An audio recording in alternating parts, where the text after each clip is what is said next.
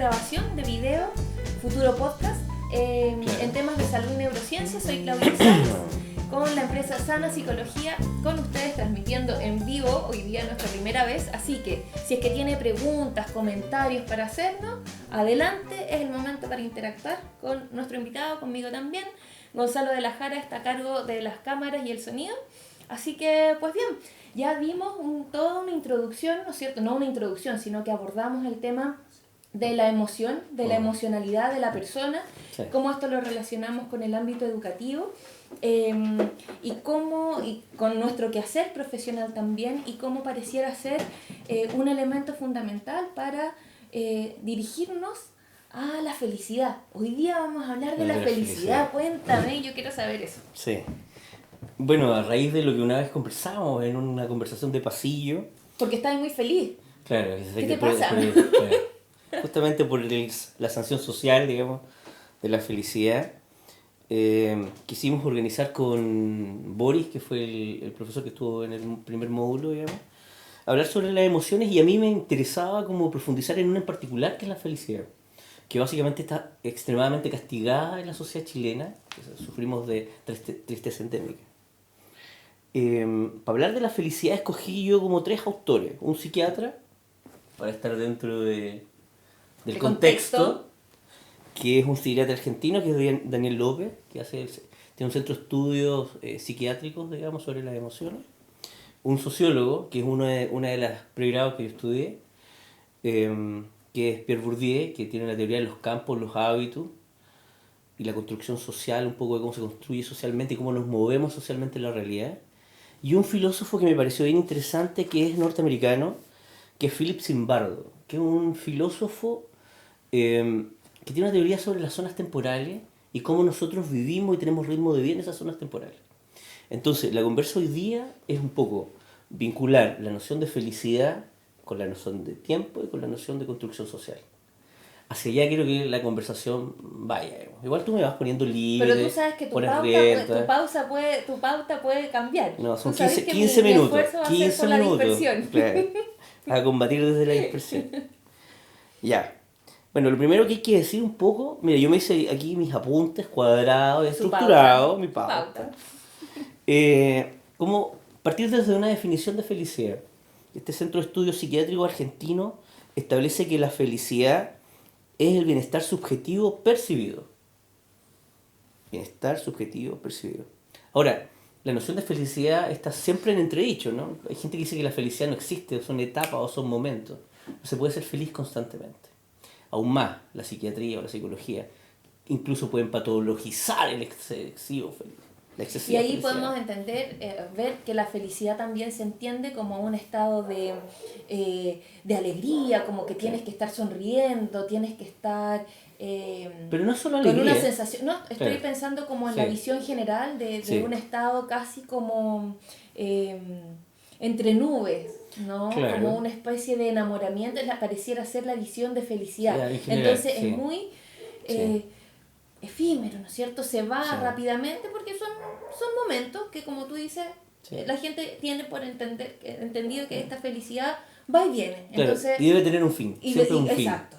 No puede ser perpetuo, digamos. Uh-huh. Ahora, para poder construir la felicidad o poder entender la felicidad, hay que entender que, bueno, primero es un bienestar subjetivo y percibido, que es lo que dijimos inicialmente. Que en la sociedad moderna en la que nos encontramos es el contrapunto de lo que sería el estrés.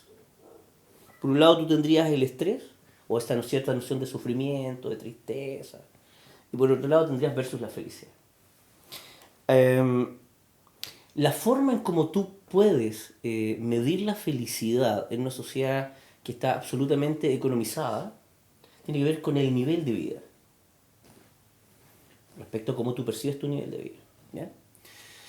Nuestro gran problema es que nosotros, a nivel social, lo que hacemos es percibir desde la calidad de vida, percibimos desde el nivel de vida y no desde la calidad de vida. Pero, ¿y qué quieres decir cuando hablas de nivel de vida? Eso te voy a explicar. Porque puede ser por estatus socioeconómico, adquisición de bienes, realización familiar. El nivel de vida, que es lo que nosotros, más o menos, cuando tú le preguntas a cualquier persona, digamos, ¿tú eres feliz? Lo primero que se le viene a la cabeza es un tema económico, algo cuantificable. Entonces, en el ejercicio de cuantificar la felicidad, esta tiene siempre un fin. Es cuantificable, se acaba, son momentos. Y si es cuantificable también se aumenta el umbral, por Claro. lo tanto vas a requerir buscar otro umbral rápidamente. Efectivamente. Bueno, luego vamos a ver a Pierre Bourdieu con su teoría de los capitales, de cómo se construyen socialmente ciertos capitales y hábitos que uno maneja como en el mundo social para construir las relaciones, las conductas y luego también definir lo que entiende por felicidad. Pero de este gallo que es el Daniel López, a mí me interesa de sobremanera que él establece que la calidad de vida tiene que ver básicamente con disfrutar con lo que uno tiene. La calidad de vida es disfrutar lo que tú tienes. Y el nivel de vida es cuantificar cuánto puedes tener. Entonces, lo que va a decir este psiquiatra es que la felicidad, o tú eres más feliz, ¿no? Cuando la diferencia entre la realidad y la expectativa que tú tienes de tu vida es menor. Cuando mi expectativa es pequeña respecto a mi realidad, soy más feliz. Pero cuando mi expectativa es mucho más alta que mi realidad, dejo de tener la calidad de vida y empiezo a pensar desde el nivel de vida, desde lo cuantificable y material. A mí respecto a la expectativa siempre me llama la atención cuando uno conversa en el cotidiano y también en la clínica que las personas dicen tengo que aprender a no tener expectativas. Y yo desde las neurociencias digo, eso no es posible. No, pues. Porque parte de la sobrevivencia es un proceso automático, el cerebro está constantemente proyectando, en términos de sobrevivencia, ¿no? Sí. Todo el tiempo está teniendo una expectativa de, o la persona, si es un espacio seguro, si es que no es seguro, si es que estás caminando en un lugar y ese lugar corres riesgo o no corres riesgo. Sí. Por lo tanto, el cerebro inevitablemente está haciendo proyecciones. Ahora tú hablas, ¿no es cierto? De Claro, y además esas proyecciones obedecen a una realidad objetiva que está pasando en tu entorno y que de alguna manera en la que tú tienes que tener una cierta conducta o predisposición. Uh-huh. Exactamente, entonces, pero lo que tú estás planteando es que tiene que ver, o sea, que plantea el psiquiatra, que tiene que ver con el tamaño de esta expectativa, que si es que tiene criterio asidero en la realidad. Claro. ¿Sí? Esa disociación entre realidad y expectativa es lo que nos haría infelices. O sería, digamos, el primer bombardeo o autobombardeo que nosotros hacemos respecto a comprender la felicidad. Y plantearnos desde una realidad que es más o menos triste, desesperanzadora, ¿no? Y desde ahí entendemos que la realidad es completamente subjetiva y se construye. Y que hoy día tenemos, por ejemplo, la realidad virtual, que donde sí hay un mundo asociado a esto. Sí, pero... O sea, hay emociones que se mueven, la gente sí se siente, hay muchos chicos que sí se sienten más felices porque están en el videojuego interactuando con el compañerito en otro lado, sin embargo, y es una realidad, hay una respuesta orgánica también a eso. Entonces encuentro que es súper complejo poder definirlo en términos de expectativa y de realidad. Pero mira, este centro psiquiátrico, los argentinos, creó algo que se llama la U de la felicidad. Y estudió, digamos, sistematizó. Hicieron súper buenos instrumentos para medir la felicidad. Súper ¿no es cierto? Hay buenas escalas. La U de la felicidad establece que hay 2 puntos donde nosotros somos más felices, de acuerdo a nuestra percepción. Volviendo a esta teoría de este señor López, ¿no? De la expectativa. Él establece que hay 3 puntos en la vida. De los 20 a los 30, el punto de la esperanza. Esperanza, la expectativa, los sueños. Donde está el futuro, proyecto de vida, futuro, sueño. Está todo por hacerse. Él establece que etariamente en esta época nosotros somos muy felices. Somos muy felices porque no estamos todavía anclados a la realidad. Entre los 30 y los 60 nos viene la bofetada. ¡Fua! Realidad absoluta. Se viene la realidad. Problemas y anclaje total. Y luego él establece que de los 60 a los 70 y post 70 volvemos a ser felices. Ya no existen las expectativas, pero se tiene el valor de lo que hay. Se toma la noción de valor, se toma la noción de finitud. Por tanto, yo empiezo a empezar a ver ya más cercano mi fin, por tanto tengo que valorar lo que tengo ahora y ser feliz con lo que tengo ahora. Entonces, en estos dos, como en esta uno, el tiempo tiene un cariz distinto. Básicamente, desde esta perspectiva de este psiquiatra, y un poco pensando en lo que decía Boris en el primer módulo, yo llegué a la siguiente conclusión y que me parece re interesante mencionarlo. Nosotros somos seres emocionales que razonan. No somos seres racionales que le dan paso a la emoción. Si tú te pones a pensar, volviendo al tema organizacional que también tratamos en el primer módulo, me ha tocado trabajar con un montón de personas que me han dicho, ¿sabes qué? Me cambié de trabajo a uno donde gano menos, pero soy más feliz. Y la lógica absoluta es que la gente se cambia a un trabajo donde gana más. Entonces ahí entra el factor emoción, o la dimensión emoción. Con esto quiero retomar a mi segundo autor, que traje hoy día para compartir contigo, que es Pierre Bourdieu, que entre nos es mi sociólogo favorito. Un poco ñoño, pero es mi sociólogo favorito. ¿Tienes una foto de él en tu billetera? Sí, en mi billetera. Sí. Ya. Pierre Bourdieu, él crea una teoría que es la teoría de los campos, establece que todos nosotros nos movemos o podemos llegar a ser más exitosos o felices en la medida que sepamos manejar nuestros capitales, sepamos manejar los hábitos o hábitos que tenemos y que heredamos culturalmente a nuestras familias. Y todo eso está en un juego que es un juego social, que es el campo. A diferencia de lo que nos han enseñado, él plantea que los capitales no son solo económicos, sino que nosotros tenemos capitales sociales, simbólicos, económicos y culturales. Y como buen francés pone acento en lo cultural. Más que lo económico, que es el mundo anglosajón que nos toca hoy día vivir, digamos, el modelo anglosajón. El capital social, un poco para despejar y para que la gente que está viendo, que no está interiorizada con Pierre Bourdieu, más o menos pueda localizarlo, el capital social sería lo que nosotros conocemos como los pitutos en Chile, las redes. Las redes que yo tengo para moverme en la vida. El capital simbólico, las representaciones. Cómo yo consigo que el otro me vea y se haga una imagen de mí, y eso lo utilizo a mi favor. El capital económico sería lo que todos conocemos, son los recursos, y el capital cultural serían nuestras prácticas. Pero esas prácticas que están mediadas por lo que él llama los hábitos, que son las cuestiones que tú no puedes comprar. O sea, son ciertas prácticas familiares que heredas que te permiten moverte en el mundo. ¿Ya? El campo entonces sería el espacio de relación donde yo me conecto con los demás y pongo en juego estos capitales. En la medida que yo tengo más dominio de los 4 capitales, y no solo de uno o de otro, o uno por sobre otro, puedo llegar a ser más feliz porque de alguna manera me voy a anclar menos a la realidad. Te pongo un ejemplo.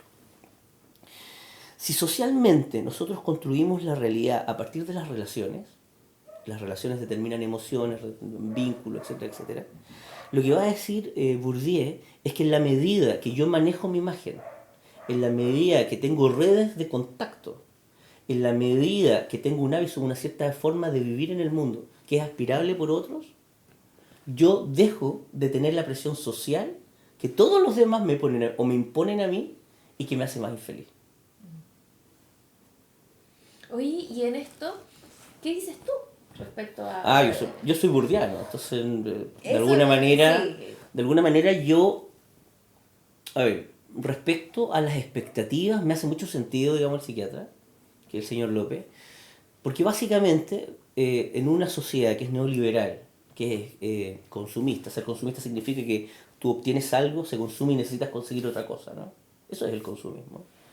Una sociedad que proyecta cuestiones simbólicas, que en el fondo siempre vive pensando en lo que el otro va a decir, liberarse de las expectativas es muy difícil. Y la felicidad es reconocer o estar feliz con lo que tú tienes. Que puede ser mucho, puede ser poco. Y que eso no significa la alegría permanente, sino que también asumir con otra actitud un problema, una contingencia, una premura, una urgencia de cualquier tipo, sino que asumirlo con una actitud coherente entre lo que es y lo que tú quieres que sea. Sí. Mucha flexibilidad cognitiva en eso. Absolutamente, y algún grado, dirían los psicólogos, de madurez también, ¿no? Pero es un ejercicio que es bastante fácil, ¿no? Yo, por ejemplo, le digo a los alumnos, cuando me cuestionan la felicidad, le hago un ejercicio muy simple. Todos los días me levanto diciéndome a mí mismo que hacer un día a la raja. Voy a conocer gente increíble, voy a pasar bien, voy a tomar un café. Detestable. Absolutamente detestable por el resto, ¿no? Entonces, mi vida parte siendo feliz. Y si al final del día no fue tan feliz como yo esperaba, digo, bueno, si no fue hoy día, fue mañana. Y ya está. Entonces hay una predisposición. Ahí en términos terapéuticos tiene que ver con la autoinstrucción, como diría desde lo cognitivo, ¿no es cierto? Como tú le estás diciendo a tu cerebro, hey, tranquilo, relájate, esto va a pasar. Sí. Ya vamos a volver a nuestro estado. Sí. Y esa cuestión ya te da una sensación de dominio, de poder decir, no soy víctima de mis circunstancias, No, hoy día me yo toca la- aquí, pero claro. esto se va a acabar, mañana seguirá otro. Y de alguna manera también hay otras cuestiones con las que uno trabaja, por ejemplo el humor, que es muy importante. Delante cuando hablamos con Boris, que fuimos criados bajo esta lógica de que la boca es la boca de los tontos, abunda la risa, Ajá. es una cuestión que en el fondo no tiene ningún sentido en la modernidad, digamos, con los avances que hemos tenido, con la neurociencia, etcétera, etcétera. La felicidad genera endorfina, caminar genera... Todo lo que uno hace que te puede hacer feliz o te puede generar bienestar, ¿no? O percepción de bienestar, te hace más feliz y en el fondo se contagia, pues. El humor te hace más feliz, conversar te hace más feliz. Exacto, los Tomarte, grupos. tomarte tu espacio. Yo de repente voy caminando, digo, ay, me gustó este café, me voy a sentar acá. Y veo gente pasar, voyeristamente. Hay un autor, Moat creo que él dice en el fondo, el anonimato, ¿no? Que es relativo porque en realidad está lleno de gente en un café.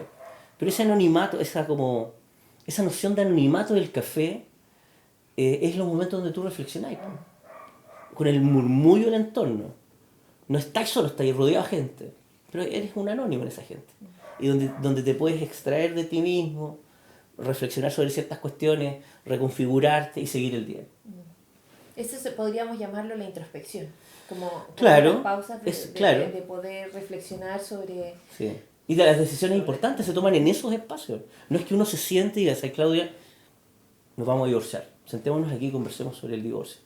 Eso es lo menos probable que pase. Pasa después de toda la emocionalidad, después de eso es ya, quedó la crema, digamos, veamos cómo nos vamos a resolver esta crema. Entonces, en ese como semi-anonimato uno puede generar estas cuestiones, ¿no? Y manejar estos capitales y tomar cierta conciencia del uno mismo, digamos. Y de ese uno mismo, no solamente para, no sé, para dominar a otros, que es lo que se esperaría, para competir, como hablábamos con Boris, sino que para cooperar. ¿Y tú cómo...? Porque yo con la felicidad tenemos una súper buena relación. Sí. He ido en la conquista, Sí. ¿no es cierto? Porque pareciera ser que no ocurre así mágicamente, como pareciera ser Claro. que se asocia con un nivel de darse cuenta, Sí. de cumplir con lo que tú quieres, con tu calidad de vida, tus propias expectativas. No es así como que... O sea, una persona podría vivir sin darse cuenta que está siendo feliz. Yo creo que sí. En Porque términos de tomar conciencia, sí, esa va la pregunta. por dos razones. Primero, si la felicidad es tomar conciencia, hay gente que vive de manera vegetal, ¿no? Son amebas hoy día en la sociedad. Y son amebas que en realidad se dejan llevar mucho por el que dirán, por la sobreexpectativa de su realidad. O sea, si lo pensamos, no sé, pues desde el funcional estructuralismo, entre lo que la sociedad me pide y lo que me otorga, se genera la anomia, digamos. Entonces, sí, hay gente que no tiene conciencia en sí mismo, digamos.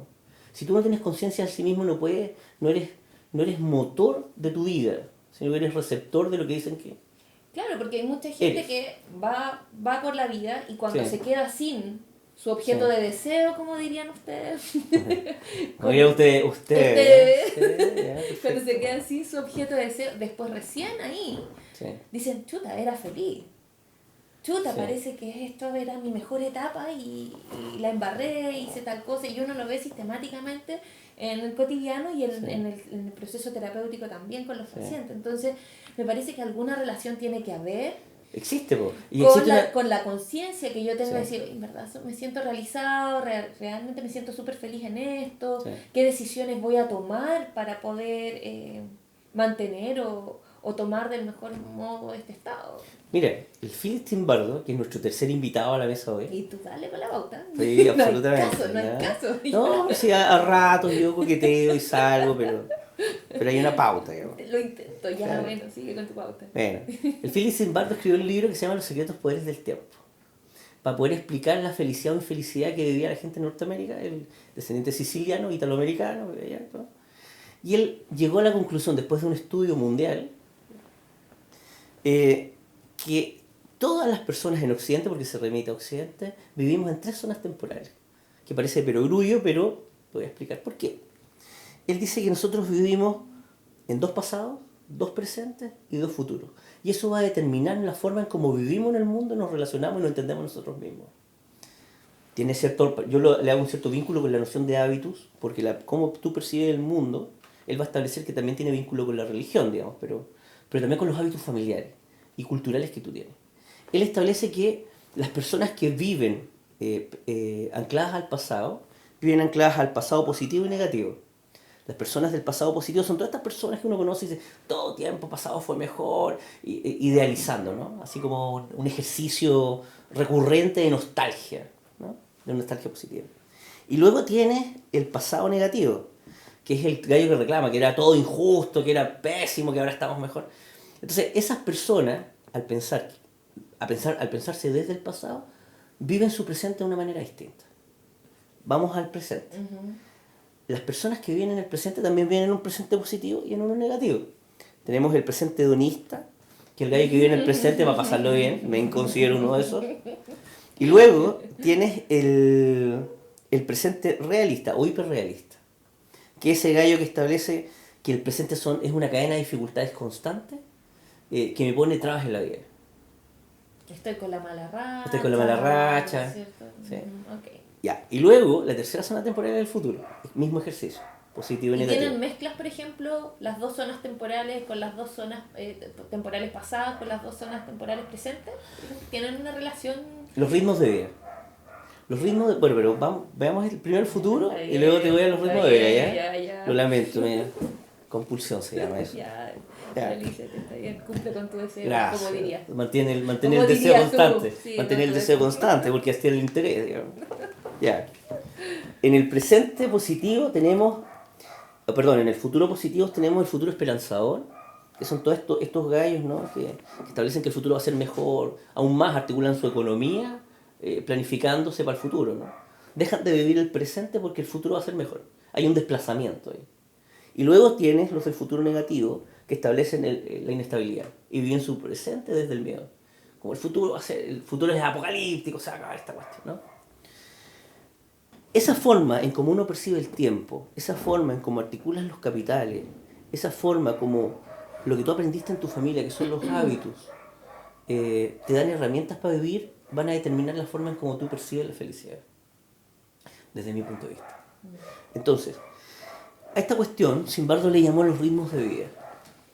Y se dio cuenta que de acuerdo al lugar donde tú naces, a la cultura y a la familia a la que perteneces, es cuán rápido o menos rápido vives. Eso es re interesante porque él llega a la conclusión de que el tiempo es funcional, o la percepción del tiempo es funcional. No es lo mismo, en base a la construcción de la felicidad, no es lo mismo un minuto con la mujer que amas que un minuto en el dentista taladrándote un diente, ¿no? En ese sentido, él establece que el tiempo es funcional y la felicidad se construye de esa funcionalidad. En la medida que yo tengo una percepción determinada del tiempo y de mi bienestar en ese tiempo, es la forma en cómo voy a yo ser feliz y voy a propagar la felicidad en mi entorno inmediato. Uh-huh. A mí me pareció fantástico esta idea de este gallo. Digamos. El otro día, ayer, yo hablaba con una amiga que tenía un conocido. ¿Ya? Que el tipo estaba todo el tiempo pensando cuando tenga 80 años. Cuando yo tenga 80 años, quiero tener este capital. Cuando yo tenga 80 años, quiero vivir en este lugar. Positivo esperanzador. Todo el tiempo. Y en este presente, claro, no tenía para comprarse un desodorante.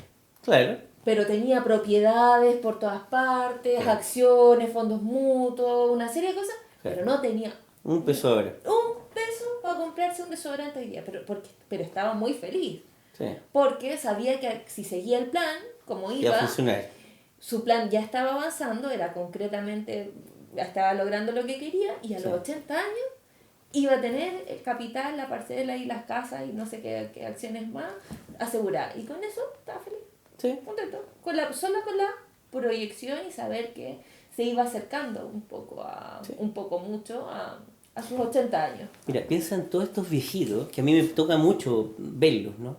Estos viejitos que viven pensando en las relaciones familiares, anclados en el pasado, no en el pasado positivo, que tienen una vida miserable en el presente, por tanto se anclan al pasado, y en ese pasado les permite, esa noción de pasado feliz, que puede ser real o inventada, digamos, a estas alturas, también les hace vivir felices. Como contrapunto a este viejito que no tenía nada y se proyectaba. No era un viejito, era joven. Bueno, joven, digamos, ¿no? O sea, En algún momento, desde las escuelas humanistas, se plantea el aquí y el ahora. Sí. Se anclan, ¿no es cierto?, los procesos terapéuticos se Sí. anclan con el aquí y ahora, vivir el aquí y ahora, y es algo como que vino muy fuerte hace unos años, ¿no es cierto? Pero aquí lo que tú estás planteando, que ese concepto de felicidad también se construye en el futuro. Sí, pues. O sea, también te viene esa construcción de mundo que tú haces desde tu propia narrativa, si hablamos desde invocando a Boris, desde la propia narrativa se hace esa construcción de mundo que te dice, en verdad, hoy día a lo mejor no estoy súper feliz, pero voy para allá y me estoy acercando bien, ¿no? Sí. Y aún más, te organizáis la vida por ese proyecto de felicidad desplazado al futuro, digamos. Y ahí, o anclado en el pasado. Y ahí tendría espacio el sacrificio, claro. tendría espacio el dolor, tendría sentido, eso, no solo espacio, sino que sentido. Exacto. Aquí lo interesante es más o menos percibir el valor de la felicidad en una sociedad que está absolutamente dañada en términos de entender que la felicidad es inalcanzable, que en el fondo sí es un camino, y es un camino real. Eso es importante reflexionarlo y decirlo acá. Vamos bien con el tiempo, ¿no? Estupendo. Y lo otro es establecer que también hay una cierta enseñanza que tú construyes socialmente y que aprendes familiarmente respecto a la percepción del tiempo y la felicidad. Entonces, si nosotros logramos dividir esas tres dimensiones, en realidad podemos ser bastante más felices. Pero eso es otra vez lo que mencionabas tú al principio, ¿no? Tomar conciencia del uno mismo. Y que uno es el motor de las cosas y que no solo uno es receptor de las cosas. Pero tú conoces, me imagino que sí, este concepto que está desde la neurociencia, es que no existe tiempo. El cerebro no tiene ninguna noción de tiempo. Claro, eso sí sería una construcción desde la narrativa, pero en términos orgánicos para el cerebro siempre es presente. Por lo tanto, si estás reviviendo una y otra vez una experiencia de dolor, una experiencia de desesperanza, eso no es pasado. Claro. Te está ocurriendo ahora. Ahora, sí. Cada vez que vas a contar una situación traumática, y nosotros lo vemos en los procesos de víctimas, ¿no es cierto? Sí. De abusos sexuales, donde hace un poco tiempo atrás, ¿no es cierto?, las víctimas tenían que relatar una y otra vez el mismo hecho. En términos orgánicos, el cerebro revive el abuso y revive el maltrato una y otra vez, con una respuesta orgánica asociado a eso. No es algo simbólico, ni místico, ni en las emociones que quedan en algún lugar, ¿no? Sino que hay una respuesta de neurotransmisores específicos, hay conexiones que se iban ocurriendo, hay respuestas del cuerpo, del mismo lenguaje del cuerpo, en donde te dice efectivamente que el cerebro no reconoce espacio temporal. Por lo tanto, eso también aplica para el futuro, para los sueños, para las imaginerías, para todas tus proyecciones. Esa proyección no es futura, es presente, ahora, y siempre es ahora. El cerebro no reconoce esa esfera. Yo creo que eso es algo como que trato siempre de trabajar bastante a nivel personal y también a nivel como con los pacientes, porque esa cuestión te da un espacio de dominio también sobre el sí mismo. Sí. Ahora la pregunta es, ¿la sociedad quiere ser feliz? Que un poco es como lo que yo me pregunté cuando hacía este esquemita en la mesa, digamos. Porque pareciera ser que somos sacrificados y que el valor está en el sacrificio, en la postergación. Sí, ¿no? claro. En todo ámbito de cosas, desde la educación, en el trabajo. Usted trabaje duro, que va a ir mejor. Usted estudie, que va a tener estos premios. Cuando el futuro en realidad no existe. Yo creo que hoy día estábamos hablando eso también con Boris, de este populismo de la tristeza. Sí, pues. El populismo de la depresión, en donde hay personas que se reúnen para conversar puras desgracias. Sí. Y es una cuestión de, anda al mismo café y ponte a escuchar lo que están hablando. Seguimos en el afán boyerista. Sí, el afán boyerista. Hagámoslo completo y te ponía a escuchar para el lado. Y claro, efectivamente está esta cuestión de el profe que no funcionó, la prueba que te fue así, o los problemas que tienes en tus relaciones humanas. Sin embargo, compartir de los estados de felicidad, al menos en nuestra cultura, no es tan popular. No es tan popular. Pero la pregunta es ¿por qué no es tan popular? O sea, en el fondo nosotros hemos tenido una construcción cultural que ha sido histórica, que determina que tenemos que sufrir, que en el fondo para poder ser felices hay que pasar por un proceso de sufrimiento. La felicidad no es espontánea, sino que es producto de un castigo eterno, casi a lo Sísifo, sin sentido, digamos, de duras penas, ¿no? De sufrimiento, de un calvario. Cuando tú pasas el calvario viene el premio. El tema es que pareciera ser que en la sociedad chilena el premio no llega nunca, po. Y a los que les llegó inmediatamente son aislados porque son tipos anormales finalmente. Ahora hablando de eso, a mí se me viene una sensación de desconfianza cuando estábamos conversando hace un rato que había salido un programa de televisión donde daban puras noticias positivas y yo no lo vi, no tengo idea cuál es. Sí. Y tuvo pésimo rating. Sin embargo, las noticias actuales presentan puro drama y tragedias y robo y el consumismo y la lista de útiles y no sé cuánta cosa más. Entonces a mí se me viene esta sensación como de no creer. Cuando se te está dando tan buena noticia, como es lo que escucho, yo no veo como noticias ni nada de esas cosas en televisión, pero creo que cuando alguien está muy feliz o cuando se muestran muchas cosas felices, se cree que es una fachada, se cree que se está ocultando, se sospecha y eso se ha visto también muy reflejado en redes sociales con las famosas selfies, por ejemplo. A todo esto hubo como un estudio que salía, por ejemplo, las fotos blanco y negro. Eran más indicadores de personas que estaban pasando estados depresivos o estos filtros vintage, qué sé yo, a diferencia de los que usaban filtros más naturales, qué sé yo, ya está habiendo un estudio de sincronía entre el relato, la imagen que se está mostrando en redes sociales. Y efectivamente se plantea de que está mucha selfie, quiere decir que tú estás ocultando, ¿no? Estás aparentando, porque tú te sacas fotos felices, pues no te sacáis fotos deprimidos. Claro, o cuando estás con dolor de algo. Claro, pero ahí hay otro factor. Fíjate que en lo que son las redes sociales, la gente hace voyerismo de las etapas felices, no de lo triste. Aunque publiqué algo triste, que ahí pasaría, sería algo inverso a lo que pasó con este experimento en el noticiario, ¿no? La gente quiere ver la felicidad del otro y ser voyerista de esa felicidad del otro. Lo que no pasó con él es la felicidad de la noticia. Piensa lo siguiente. Las selfies, ¿no? O cuando la gente publica lo que es feliz, hoy día te dicen cuánta gente te vio y quién te vio. En los comentarios. Pero si tú hiciéramos proyectivamente un estudio de cuando alguien publica algo de que está triste, hay 3 o 4 comentarios que dicen, ay pucha, que lata por ti. Fuerza. Listo. Así como rápidamente aislarlo, que sería un contrasentido de todo lo que hemos venido hablando hasta ahora, ¿te das cuenta? Pero es porque en el fondo no hay un contacto humano real. Entonces, si tú no tienes un contacto humano real y estás lidiando con un objeto, es más fácil desecharlo. Entonces, eso también hay que poner atención a eso, ¿no? A lo mejor yo creo que objetivación de las relaciones humanas. Porque hablábamos recién de que efectivamente hay una comunidad virtual y todo, pero es una comunidad media, porque los principios, si ocupamos a los sociólogos, los principios de comunidad no se cumplen del todo en términos virtuales.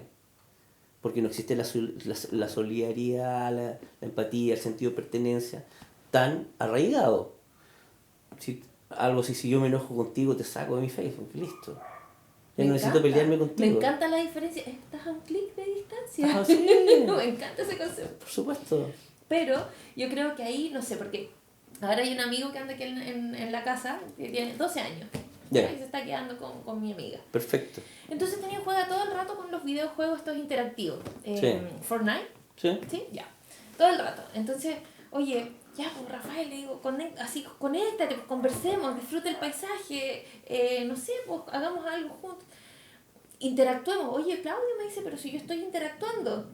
Es una pantalla, la pantalla no te quiere, claro. No te va a responder. Pídele un beso a la pantalla. No te va a dar un abrazo. Yo sí le digo, por ejemplo. Claro. Y me dice, no, pero es que aquí están mis amigos. Yo ahora, mi amiga le decía, oye, pero anda a jugar. Sal a jugar al patio con tus amigos. Mamá, yo estoy jugando con mis amigos. Claro. Entonces yo creo que también hay una reconfiguración también de la hay forma una de reconfiguración de la afectividad. Sí. Por ejemplo, fue un caso muy bullado el año pasado, una chica que se suicidó y tenía algún tipo de discapacidad, no recuerdo ahora cuál, que no podía verbalizar, ¿no? Nada, y tenía movilidad reducida. Y cuando esta persona falleció, la mamá, y pasaba muchas horas en juegos interactivos, y cuando falleció la mamá va a ver sus redes sociales y se da cuenta que ella era un personaje real, con gente sufriendo por la muerte de su hija. Le llegaron notas y cartas con aparente sentimiento y emoción real respecto a esta amiga que habían perdido y que cuando vieron a la versión real, de física real, que era una persona con discapacidad, con movilidad reducida, no lo podían creer, porque esta persona no solo era un jugador, sino que además contenía y acompañaba a las personas cuando estaban mal. Claro. Entonces la mamá todo el tiempo peleando para que saliera del espacio, ya sal de la casa, sal, interactúa, qué sé yo. Sin embargo, de ese mundo emocional tampoco reconoce temporalidad. Sí. Esa emoción sí se está pasando. Y tampoco reconoce espacio, digamos. Tampoco reconoce el espacio, por lo tanto, esa interacción, ese jugador que te ayuda, que te va a apañar, que qué sé yo, también se dan cosas de solidaridad. También se dan espacios de, oye, hoy día no te noto con la misma energía, ¿cómo estás? ¿Qué te pasa? Bueno, conversemos offline, ¿me entiendes? Así como, hoy día no hablemos, juguemos más porque no quiero pensar en esto. Sí. Entonces yo creo que en ese sentido está habiendo una reconfiguración también, no solo de la relación humana. Sí. Mira, yo la otra vez veía, en estos estudios de neurociencia que haces tú, digamos, es simpático, que el cerebro humano ya evolucionó, digamos. Cuando uno veía estas películas de los X-Men en los 90, ¿no? Como gente con capacidades superhéroes y todo. Nuestro cerebro, o mi generación por lo menos, que es un poquito mayor que tú, ¿qué tal? Súper, igual me veo más joven. Y no más es joven, chiste, ¿no? sí, es verdad, es verdad. Ya, pero no hablemos de eso. Sí. Bueno, nosotros estábamos acostumbrados por escasez de información a retener información, porque era escasez. Entonces, si tú le pedías a toda la generación de sobre 35 para arriba, digamos que te hagan un resumen, te lo ponen todo. ¿Ya? Según la neurociencia, los cabros que tienen menos de 35 están programados ya desde el cerebro para no retener información, sino que discriminar información. Justamente porque ellos son de la era digital y donde en el fondo demasiada información. Excesiva información, ¿no? Eso también yo creo que debe determinar, de alguna manera, la forma de las relaciones. No podría argumentarte hoy día cómo, digamos, pero debe determinar hoy día cómo nosotros también construimos las emociones, cómo nosotros nos vinculamos con otras personas emocionalmente, cómo construimos amigos, si tenías este no encuentro humano, digamos. Allá habría que hacer un nuevo estudio de neurociencia para hacer como el vínculo, pero a mí me llama poderosamente la atención esa capacidad que tienen los cabros jóvenes de poder discriminar rápidamente. Decir, esto me sirve, esto no me sirve, esto no me sirve. O este quiero, este no quiero. ¿No? Tú te quedas conmigo y yo tú te quedas. Cuando nosotros somos bastante más enrollados, ¿no? Y además fuimos educados en el pensamiento enciclopédico de descomponer y sobreanalizar cuestiones. Entonces somos pajeros para los cabros jóvenes ahora. Lateros. Imagínate que la revista, cuando quisimos, bueno, tenemos redes sociales, digamos Facebook, Jodaru Utla, por si la quieren buscar, revista intersubjetiva. Cuando le propusimos a la gente de pregrado, ¿no?, que se empezaran a involucrar desde las redes sociales, dijimos Facebook, nos miraron a mí y Alberto con una cara así como de que éramos dinosaurios. Ay, a mí también me pasó. Pero profe, un paciente se me burló descaradamente. Eso es como para los viejos. Nosotros ya no usamos. Claro, es Instagram y de ahí, me hablaron de unas redes que en mi vida he escuchado, digamos, que me tengo que pedir asesoría con un nativo digital hoy día porque es terrible, digamos. Bueno, Claudia, no sé si quieres hacer alguna pregunta. No, ninguna. O reflexionar algo más. No, vamos a terminar en virtud del tiempo. Ya, perfecto. Solo por eso, porque nuevamente, todos los temas dan para divagar harto. Sí. Son temas, y yo creo que este espacio también es una invitación para los estudiantes de distintas áreas a... dejamos temas ahí que ojalá ellos quieran tomar, que quieran profundizar, ya sea leer o investigar dentro de sus trabajos o tesis o qué sé yo, y creo que hay mucho que hacer. Muchas de estas investigaciones no son de alto costo, requieren creatividad, requieren una visión distinta, replantear algunas cosas y poder ir desarrollando una visión, un análisis distinto, porque estamos en mucho cambio en términos psíquicos, emocionales, resignificación, calidad de vida. Hoy día es posible que no sea igual que hace un tiempo atrás. El concepto de felicidad, o sea, hay muchas cosas que están y también, en movimiento. Claro, y entender que lo que creo que lo conversaba contigo el otro día, se me cruzan los cables, digamos, pero nosotros somos invitados en este nuevo mundo, po.